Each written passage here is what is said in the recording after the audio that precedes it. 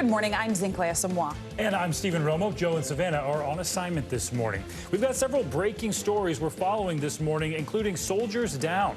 U.S. Army officials now confirming, quote, several fatalities after two Blackhawk helicopters crashed during a routine training mission in southwest Kentucky. We'll bring you what we know. Detained, also breaking this morning, an American journalist affiliated with the Wall Street Journal arrested in Russia on espionage charges. What we know about the high-stakes situation, the Journal's response, and what it means for Washington's already contentious relationship with Moscow.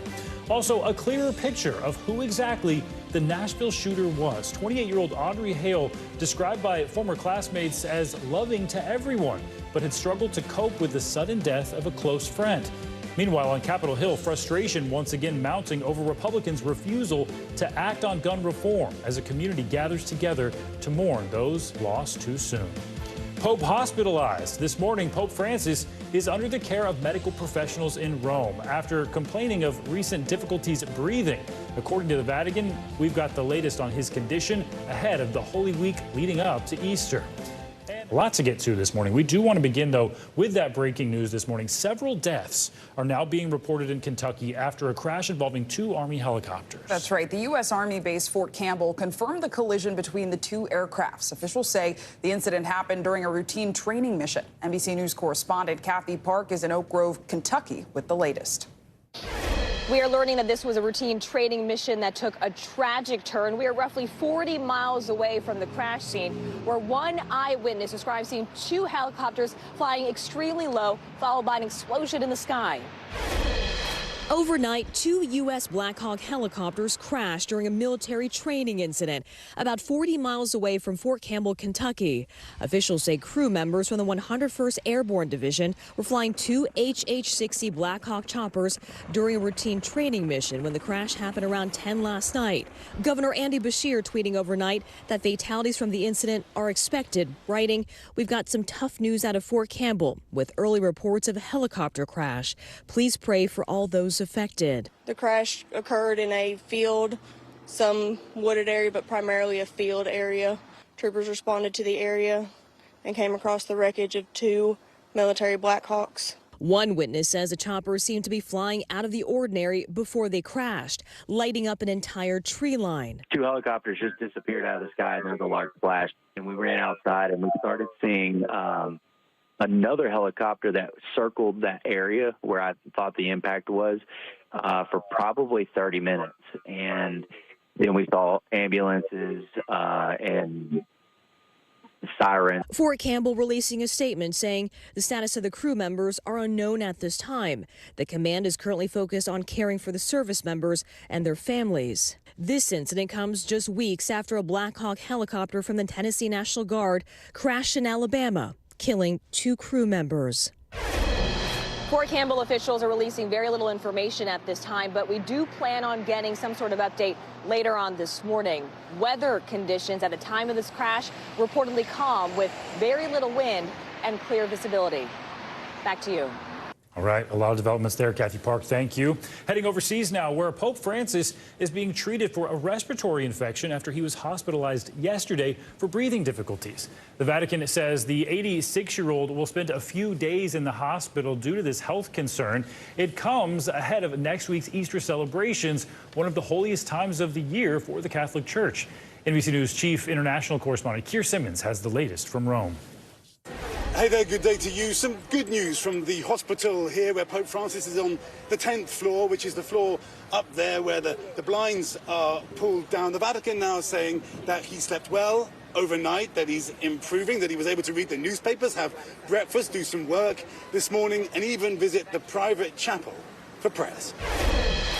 Pope Francis was taken to the hospital just hours after attending his weekly general audience. There was a hint that all was not well when he was seen grimacing as he was helped into the Pope-mobile.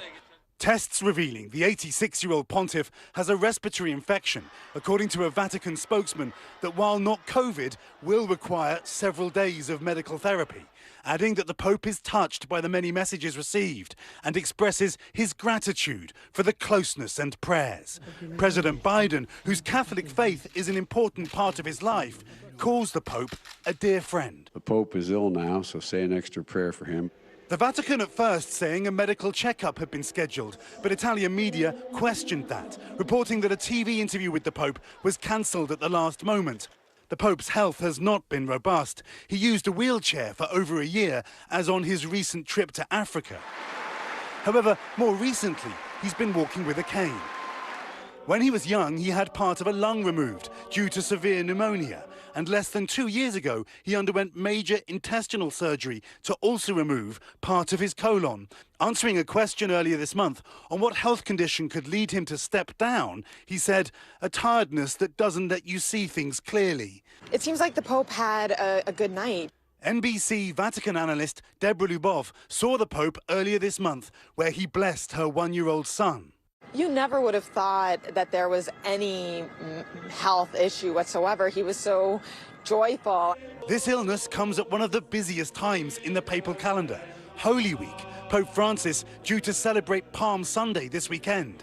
Easter Sunday, less than 2 weeks away. Earlier this month, Pope Francis celebrated his 10th anniversary as pontiff.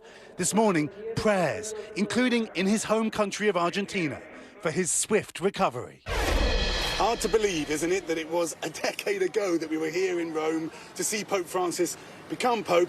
Now, 1.4 billion Catholics around the world and many of other faiths breathing something of a sigh of relief. A decade already. All right, Keir, thank you. In Tennessee, the First Lady was among those who attended a vigil last night, all for the 6 victims of that deadly school shooting in Nashville. It comes as calls are growing louder for lawmakers at the state and federal level to do something. NBC News correspondent Katie Beck is in Nashville with the new information about the suspect and the investigation. Katie, good morning. Good morning. That emotional vigil drawing hundreds to gather and grieve for the victims of Monday's shooting. Also this morning, we are hearing from a former teacher of the shooter who says she never could have expected this kind of tragedy was possible. What the world needs now is love, sweet love. At Nashville's public square, an emotional tribute to the 6 victims of Monday's mass shooting at the Covenant School. Dr. Jill Biden among the mourners at the candlelight vigil. Earlier Wednesday, the First Lady laying flowers at a memorial outside the school, where Monday a shooter blasted through locked doors using a high-powered rifle, killing 3 adults and 3 children before dying in an encounter with police. Now investigators sifting through the writings that 28-year-old killer Audrey Hale left behind. A police spokesperson telling CNN it's possible the shooter had weapons training, but others never knew Hale to be violent or angry. She was very calm, very quiet. College art teacher Maria Colomey taught Hale in 2017, saying the student showed signs of emotional stress, crying once in class over a locked computer. For the last year, the only thing she's posted on Facebook has been statuses about her grieving and how much pain she has been in. The nature of what she was posting seemed like it was a former romantic partner. But adding she never thought Hale could be a threat to anyone. There's no forgiving what she did, but she obviously was not in her right mental state for a long time. Community leaders, meanwhile, are praising the staff at the school, who they say protected students and kept them calm during the attack. One teacher seen on video leading students away from the school. Jason Hoffman says he jumped out of his vehicle to help stop traffic. I just saw fear. I saw these kids were screaming, they were crying. All of it as a growing call for change now stretches from Nashville to Washington, where a renewed push for gun control legislation led to this heated exchange. They won't do anything to save the lives of our children. That allows teachers to carry. Oh my God. Carry guns? You think more guns need to more done? Just one example of that heated divide happening on Capitol Hill as House Democrats are calling for a new assault weapons ban and Republicans offering little to no support for it as they control that chamber. Additionally, here in Nashville today, parents and their children will be going to the state capitol to rally for stricter gun laws here in Tennessee. Sinclair. Katie Beck, thank you. Turning now to some new developments in the murder of those 4 University of Idaho students. Prosecutors have released new court documents involving one of the police officers connected to this investigation. NBC News Now anchor Gotti Schwartz joins us now with the latest on this. Gotti, good morning. Hey, good morning, Stephen. Yeah, accused killer Brian Kohberger is waiting for his trial in an Idaho jail cell. And meanwhile, prosecutors are revealing potentially damaging findings about one of the police officers involved in the case. And those are findings that could help Kohberger's defense.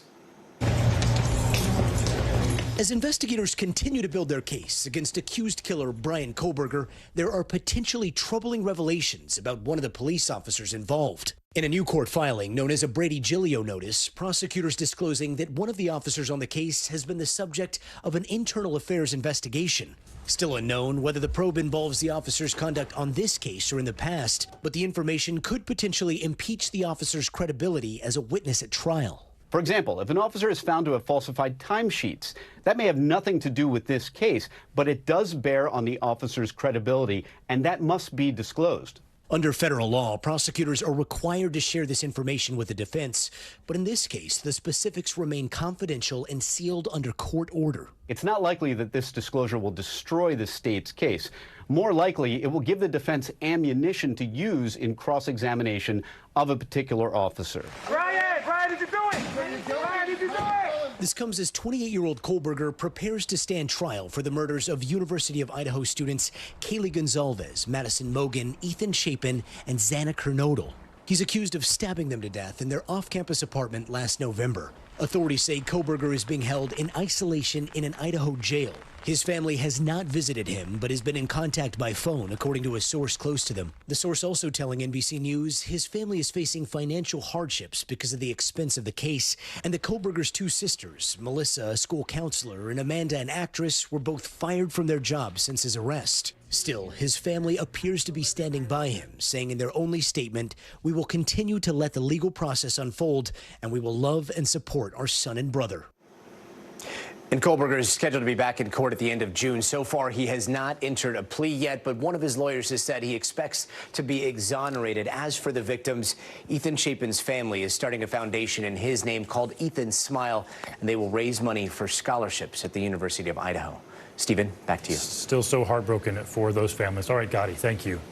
Well, we continue to follow breaking news. This time, it's out of Minnesota. A train carrying ethanol has derailed, leading several cars to erupt in flames. The derailment happened at about 1 a.m. Central Time in the city of Raymond, Minnesota. That's west of Minneapolis. An evacuation order has now been issued for that town. In a statement, BNSF Railway says about 22 cars were carrying mixed freight, including ethanol, as well as corn syrup. We'll continue to follow updates on this story and bring them to you just as soon as we get them. Now to an NBC News exclusive. Former Fox News producer Abby Grossberg is speaking out, discussing her responses during a deposition regarding the Dominion voting system's lawsuit against the network. Grossberg is suing Fox. She spoke one-on-one with our Cynthia McFadden. Here's a portion of that conversation. You were widely criticized. Yeah. How'd that feel? I mean, people said you were a lousy journalist, that your behavior was shameful because, among other things, you had said in reply to a question that you did not believe that it was your responsibility to fact check whether or not what someone was going to say on the broadcast was telling the truth. It felt awful. I mean, it felt terrible because I knew that I was bullied, intimidated, and coerced into saying that just to keep my job and stay at the company. And the question a lot of people would have is, why would you do that? Why would you do that? Because I made the decision to keep my job so that I could keep paying my bills. It seemed like the safer decision for me at the time. So, in an attempt to keep your job, what ends up happening is your reputation as a producer is really destroyed in public. Yeah. That's what they do. You know, they destroy people. And I realized that the answers that they wanted me to say were putting me in a very vulnerable position to be the company's scapegoat. Fox News previously released a statement saying in part, quote, "We will continue to vigorously defend Fox against Ms. Grossberg's unmerited legal claims, which are riddled with false allegations against Fox and our employees." You can watch Cynthia McFadden's full interview with Abby Grossberg later tonight on NBC Nightly News with Lester Holt.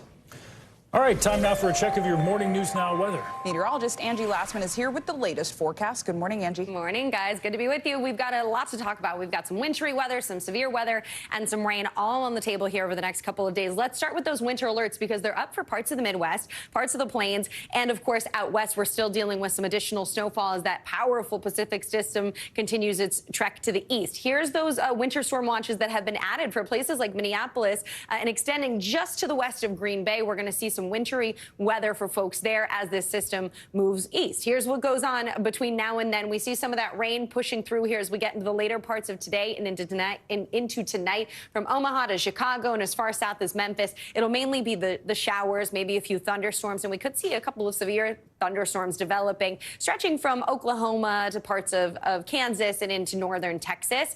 The big bullseye of really the severe weather, though, happens tomorrow. That's where we'll watch for some strong storms to develop along that line of that cold front. Also, to the north of it, we're going to be dealing with heavy rain and snow for places like Minneapolis and Pierre, stretching back into the Dakotas. So it'll be blizzard conditions possible with some strong winds out there. The visibility will be difficult. The travel will be difficult going into the day tomorrow. And we'll also see that heavy rain pushing through Chicago and Detroit. Here's the severe weather, though. This is what I really want you to pay attention to because a whole lot of people are included in this. Almost 50 million people. And it extends from the Midwest all the way to the Mississippi Valley. So we've got a lot of major cities included in this. Kansas City, St. Louis, Indianapolis, Louisville, Nashville, as far south as Jacksonville, Monroe, Tyler, all included. And we have the threat for severe weather that comes in the form of tornadoes, especially several tornadoes. They could be long-track tornadoes. And we're not looking at just during the daylight hours. We know those nocturnal tornadoes are the most dangerous of them. Once it gets dark, situations can get really iffy there. So we're going to watch places like Memphis, Davenport be in the bullseye for the strongest of that weather. But if you live in Nashville, Little Rock, Fayetteville, or if you have family and friends, they should be staying up to date as well, having that severe storm plan ready too. The winds ending up maybe 70, 75 miles per hour, and not to mention there's a potential for some golf ball to tennis ball size hail. The areas that you see in red are those that are at greatest risk for some tornadoes and moving fast. That's one of the biggest issues, right? So if you have a tornado moving 55 miles per hour, you might not have time to figure out what your plan is. So now today is a good idea to figure that out.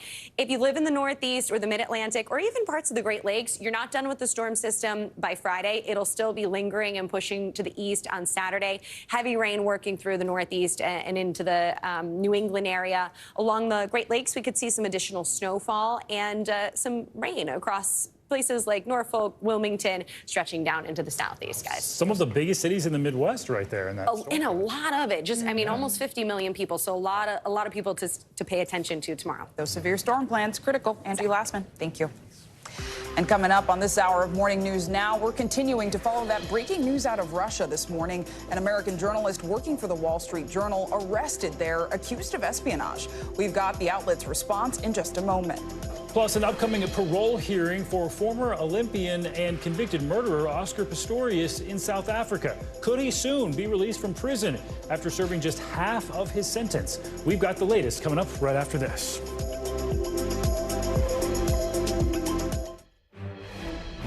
Welcome back. We're continuing to follow breaking news on the arrest of Wall Street Journal reporter Evan Gershkovich. Russian officials detained the U.S. citizen for suspicion of spying. That's according to state media outlets in Russia. The arrest comes just months after the highly publicized prisoner swap involving WNBA superstar Brittany Griner. So let's bring in NBC News foreign correspondent Kelly Kobiella from our London bureau for more. Kelly, good morning. So lots of questions here. What more do we know about the journalist arrested? Where is he being held? What kind of work was he doing? And have we gotten a response from the outlet?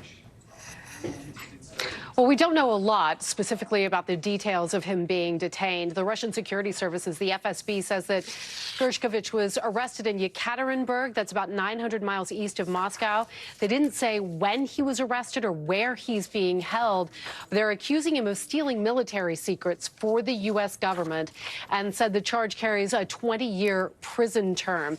Now, the Wall Street Journal has released a statement this morning. They've said that they're deeply concerned for Gershkovich's safety. They also said in this statement that the Journal vehemently denies the allegations from the FSB and seeks the immediate release of our trusted and dedicated reporter, Evan Gershkovich. We stand in solidarity with Evan and his family. Gershkovich is in his early 30s. He's from New Jersey. His parents are from Russia originally. They fled Russia in the 1980s before he was born. But look, he's a seasoned reporter. He's a Russian speaker. He's been covering this region for several years, and he is fully accredited to work as a journalist in that country. Sinclair. And Kelly, clearly high stakes. You mentioned a potential 20-year prison sentence. We're also hearing that the Russian court may be holding a hearing right now. How does this impact the already high tensions between the U.S. and Russia? Well, it certainly ratchets up the tension between the two countries, especially given all that's happened over just the past couple of weeks with the drone incident. And, you know, it goes without saying that it's become very difficult for American journalists to work in Russia, for foreign journalists to work in Russia, particularly since the war in Ukraine started. But just to give you a sense of how rare this is, to put this into perspective, not a single American journalist has been arrested in Russia for spying in the 25 years since the fall of the Soviet Union. So this is extremely rare. The White House told us this morning that they are aware of this, that they're in touch with the Wall Street Journal. Sinclair. And Kelly, that's really important context, but this also comes just months after that prisoner swap where Brittany Griner was released. As we mentioned at the top, American Paul Whelan still does remain detained in the country. So what are the options here for this journalist?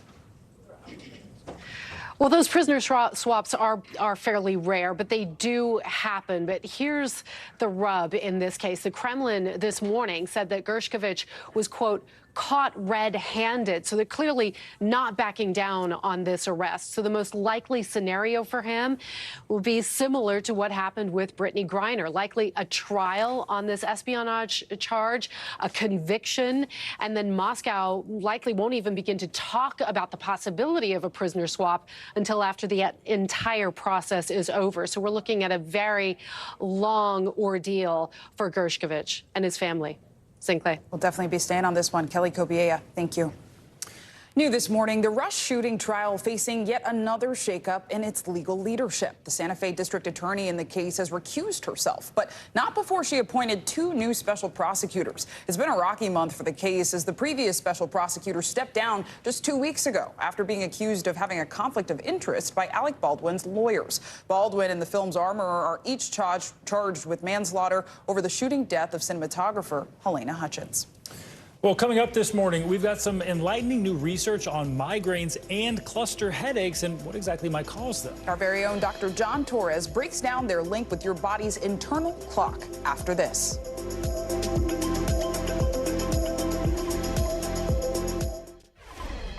We're back now with new findings for severe headache sufferers. Yeah, researchers say that time plays a major factor in the onset of migraines and cluster headaches. Data shows these types of headaches have a strong link to our internal body clocks. I did not know that. Someone who did, NBC News senior medical correspondent Dr. John Torres joins us now for a closer look at this. And Dr. John, we know this study involved 2 types of headaches, those migraines and cluster headaches. So what do we know about them in particular?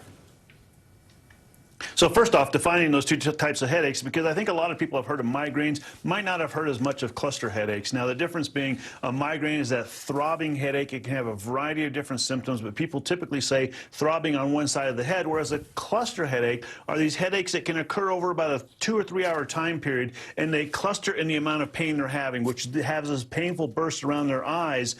Other differences, cluster headaches tend to be more common in males. Migraines tend to be more common in females. And so these are headaches that can be debilitating for people, but we're getting a closer answer as to why these might be happening in some. And Dr. John, I know researchers say these severe headaches have a strong link to the body's internal clock. So how does time exactly play a role in the onset of migraines and cluster headaches? And that's one of the things we're looking at and we're finding out. And in the study, they looked at a lot of other studies to cull through the data to find out if there's any similarities. And what they found was pretty amazing. For males, we know that they tend to have cluster headaches, and those cluster headaches tend to come in the spring and the fall, and they tend to happen at nighttime, particularly in the late evening and early morning hours. For migraine headaches, tends to affect women more, happens during the day, and those tend to happen in the summertime. So there seems to be some rhythm behind these headaches, and getting down to why that rhythm is happening could be an indication of what's causing it and could be a way to target treatment. So fascinating. Yeah, it is. And I was also fascinated by this part that's of this study that says that migraines can be linked to certain genes and to hormones as well. What were those findings about, and could that maybe lead to some different types of treatments? And it definitely could lead to treatment, and that's why both looking at the timing of this and what is possibly causing it in our own internal time clocks could be an indicator of what kinds of treatments we need to make sure we start pushing forward. But what they found out is with the hormones, melatonin and cortisol are two hormones that seem to be driving these types of headaches. And in both of the headaches, the cluster and migraine headaches, they had lower levels of melatonin. In cluster headaches, they also had lower levels of cortisol. Now, we know these headaches happen because of a variety of reasons, but these are two ones that might be causing it. As far as genes, we also found out that the genes that seem to be causing cluster headaches, there's around 9 genes. 5 of them also control our circadian rhythm, and the genes that cause migraines, 110 of those genes actually control our circadian rhythm too. And so we know now that the circadian rhythm seems to have some factor here, as well as the hormones, melatonin and cortisol. So understanding that can push research forward to seeing if there's some kind of link to that we could actually target with treatment, because treatment for these types of headaches is important. We have some now, but we can certainly use more that are even better. Yes, a lot of people will be hoping for that relief. All right, Dr. John, thank you so much. Well, it is that time of year. College admission letters, they are starting to roll in. Whether it's email or snail mail, that means those viral college acceptance videos could also soon start flooding our timelines. However, one teen is asking students and parents to stop saying that sharing those, one teen is saying that sharing those videos is harmful to other teens' mental health. Zach Gottlieb is a high school student in Los Angeles and also the founder of Talk with Zach, a TikTok-based peer support group. Good morning, Zach. It's so good to see you. I know you do so much work encouraging your generation, Gen Z. And in this editorial that you wrote, you say students and parents should not post their acceptance letter celebrations. Why is that? First of all, thanks so much for having me. And the problem with posting their celebrations is I'm not saying don't celebrate your joy. What I'm saying is when you post these videos, it creates this very false sense of reality because every video is an acceptance. And obviously, like a lot of these schools have under 10% acceptance rates. And when we see every video of people getting in, it creates this very like skewed sense of reality. And that's what's so problematic about it. And because social media is already a place where we are always comparing ourselves to other people, this just exacerbates that so much. Yeah, that's true. If you see one of these videos starting, you know it's not going to be a rejection. What would you say to people, though, who say sharing this good news with their friends and family online, it helps them feel more connected? And for those who say seeing this much joy in others, it brings joy to them as well? Yeah, well, to answer the first part, I have no problem with you sharing this with your friends. In fact, I think like as long as they're comfortable and as long as they want to know where you're going to school, that's great. And it should really be more of a personal like achievement and personal like I'm really happy that I got in. But it's more like when you're seeing all these videos getting like tens of millions of views on the internet, and when it's strangers in this like echo chamber of everyone seems to be getting in, that's where it's really problematic. And then also like if you want to see people really excited getting into their dream schools, it's like it's just not the reality. And I think it's just like be happy for your friends. Like if you want to see people really happy, like talk to people you know, talk to people who are in your circle. But when you see these random videos online, it's just not, it doesn't mirror reality. And Zach, briefly here, what suggestions do you have for parents and students who are naturally getting excited as those letters start rolling in? I mean, it is really exciting. I'm not saying you shouldn't be excited about that. But just know that college doesn't define the rest of your life. I think we all the culture makes us put so much emphasis on where we go to school, but the name and the prestige behind that name. And I mean, all these studies show that college has no effect on your happiness. And obviously, like, you're going to want to go to a certain school. There are a few schools that you'd rather go to, but wherever you go, you can make the most of it and be happy there. An important word there. Zach Gottlieb, thank you so much. Thanks for having me. Of course, and coming up, the fight to end food security here in America is being led by two powerful Black women, the CEOs of two of the country's largest charities. And with hunger at its highest level since the start of the pandemic, they'll join us next to discuss exactly what's going on and what we can do to help.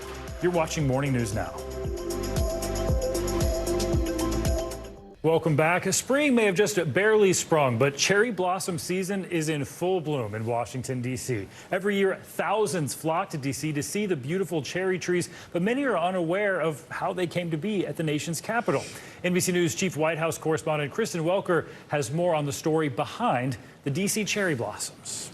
Everyone, good morning to you. It is springtime, and that means people are coming from far and wide to see this incredible sight behind me, the cherry blossoms, and the story of how they got here, as beautiful as the flowers themselves. It's dawn, and already people are gathering to see the majestic cherry blossoms in Washington, D.C., an annual tradition that draws people from all over the world. But how these trees got here, still a mystery to many. Do you know whose idea it was to bring the cherry blossoms here? No idea. It has something to do with Japan and a gift. They were a gift from Japan, right? A gift from Japan, yes, but whose original idea was it? A little known fact until now. Whose idea was it to bring Japanese cherry trees here? It was definitely Eliza Sidmore's original idea. You'd be forgiven if you've never heard of Eliza Sidmore. She doesn't get high billing in the history books. But Diana Parcell is now telling Sidmore's story, a post-Civil War journalist turned travel writer. Found out she was an early newspaper correspondent in Washington, and that was amazing for a woman in the 1870s. That tenacity took Sidmore all over the country and world, Alaska, China, Java, and beyond, becoming the first female writer and photographer for National Geographic. But it was a trip to Japan that became transformative. She is struck by the cherry trees. There was this ritual called Hanami, where the Japanese come out every spring and stroll beneath the trees in this spirit of fellowship and humanity and joy. That's the experience she wanted to create in D.C. Sidmore saw great potential for her hometown, where the Washington Monument and the area around it was still under construction. You are describing her as a visionary. She was a visionary. As soon as Sidmore, only in her 20s, got home, she asked top officials to bring some of Japan's cherry trees to Washington. What was the response she got? They listened to her, and then they ignored her. But Sidmore was determined, and she kept asking for the next 24 years. What kept her going? It was her personality, and she just wasn't going to take no for an answer. Finally, in 1909, Sidmore found an ally in the White House, writing a letter to First Lady Helen Taft. Mrs. Taft immediately took up the idea, and from this point on, the two of them worked together to make it happen. With that powerful partnership, it didn't take long for Tokyo to agree, sending 2,000 trees to the U.S. But there was a problem. They were all infested with a variety of pests, and they said these are a risk to U.S. agriculture. They have to be destroyed. And so all 2,000 of those trees were burned. Japan was undeterred, this time sending a whopping 3,000 trees. In 1912, Mrs. Taft invited Sidmore to a small ceremony to plant them. I can't imagine the sense of satisfaction she must have felt. I think it must have been tremendously gratifying for her. Now, nestled deep in the tidal basin, some of the oldest trees dating back to Sidmore's era. Gnarled, twisted trunks, missing bark.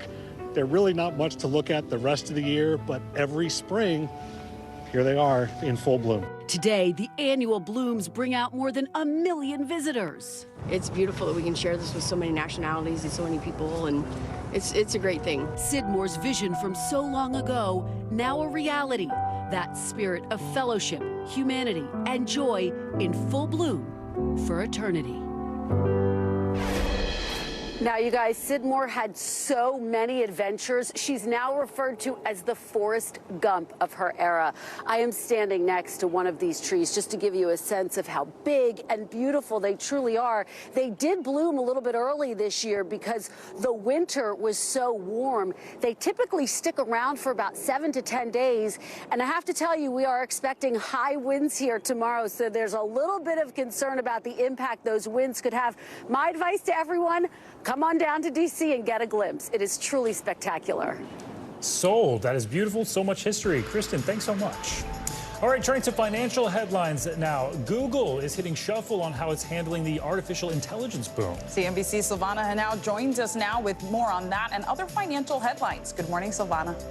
Good morning, Zinkley. Good morning, Stephen. Yeah, so Google is reshuffling the leadership of its virtual assistant unit to focus more on Bard. That's the company's new AI chatbot. Bard is seen as a rival to ChatGPT.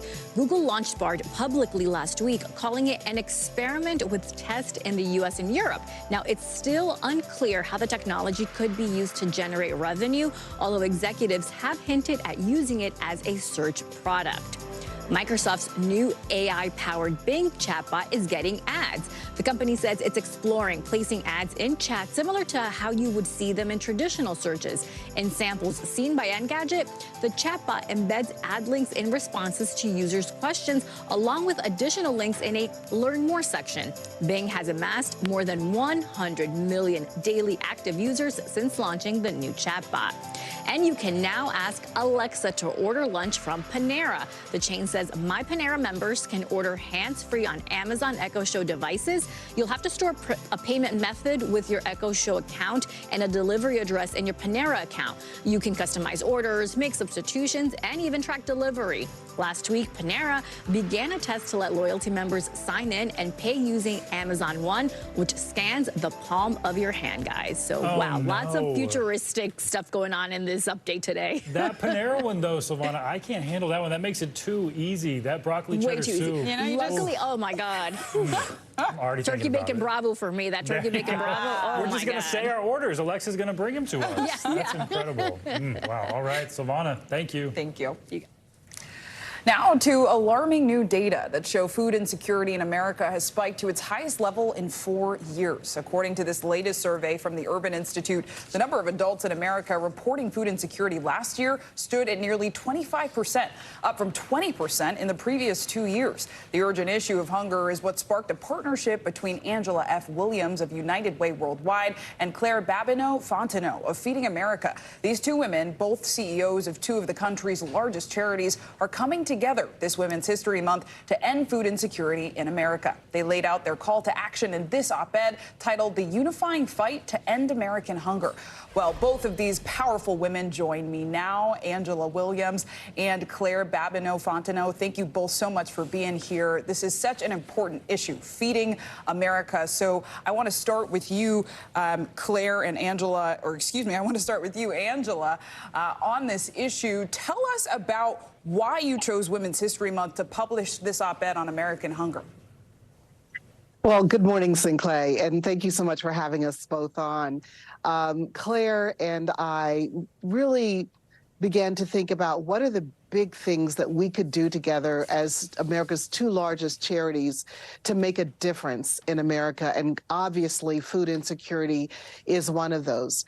Both of us being the first as African-American women leading our organizations.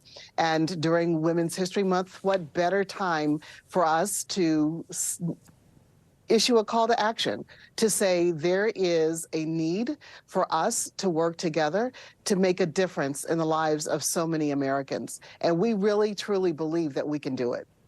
Claire, let's bring you in here because I want to talk about that statistic again. Food insecurity at its highest level in 4 years, with nearly 25% of adults reporting food insecurity. And, you know, we see it every day.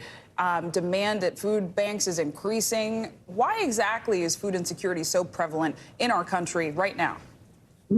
Well, that's a really important question. Why is it? It doesn't have to be, is part of the answer. I think that one of the biggest challenges that we confront with food insecurity is, one, that America doesn't understand that it's in the middle of a hunger crisis. You talked about that statistic. Let me throw out a few more. Over the last 2 years, the Feeding America Network provided 15 billion meals to people in need. 53 million people turned to the charitable food system to feed themselves and their family last year alone. We're in the middle of a hunger crisis. Now, there are some things that work, and we could choose to do the things that work. One great example is SNAP. It used to be referred to as food stamps. This year, in the Farm Bill, we will determine the vibrancy of that program for the next 5 years. And SNAP provides 9 meals for every 1 meal that this awesome network that I'm affiliated with is able to provide. We have other solutions out there, things that are really working. And I know Angela is prepared to talk about one that we're so excited about, which is a partnership between United Way and Feeding America in Delaware. Well, Angela, let's dive in then. What needs to be done to make sure that people have access to fresh, nutritious food and no one goes hungry? What are the solutions? What resources are currently available in addition to what Claire was talking about? Well, one of the partnerships that we have working together in Delaware is called Stand By Me. And our networks coming together are able to do a couple of things. One, not only provide families in need of food the access to healthy, nutritious food, but secondly, we work with families to increase their savings, to do financial coaching around improving their credit scores. United Way Worldwide as a network, we operate in 95% of communities.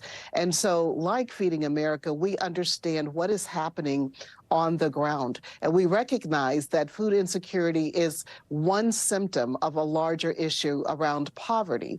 And so United Way also works with families that we call asset limited, income constrained, employed, meaning families that go to work every day. But even with their paycheck that they earn, they still do not have enough resources to make ends meet. Well, Claire and Angela, your work is so important, and it's so great seeing women supporting women, especially during Women's History Month. Angela and Claire, thanks for your time. Thanks for having us. They say good things come in pairs. Well, that seems to be the case for these two best friends. In Raleigh, North Carolina, a very unique situation happened at the Wake County Animal Center. An inseparable duo, a goat named Cinnamon and a dog named Felix, showed up at their doorstep. Upset and distressed, things did not go well when they were separated. So the shelter realized that they actually needed to be kept together. Over the weekend, the staff posted on Facebook about the bonded pair, hoping to find a farm where they could live. And, well, just 2 days after, a new home was actually secured. It's a happy ending for the inseparable duo who will spend their days together in the grasses of a local farm. Stephen, I guess. Oh my God. Opposites truly do attract. They do. That's a children's book waiting to happen. Yes. I can't wait for that one. All right, thanks for that. Thank you. And that does it for this hour of Morning News Now. But your news continues right now. Thanks for watching our YouTube channel. Follow today's top stories and breaking news by downloading the NBC News app.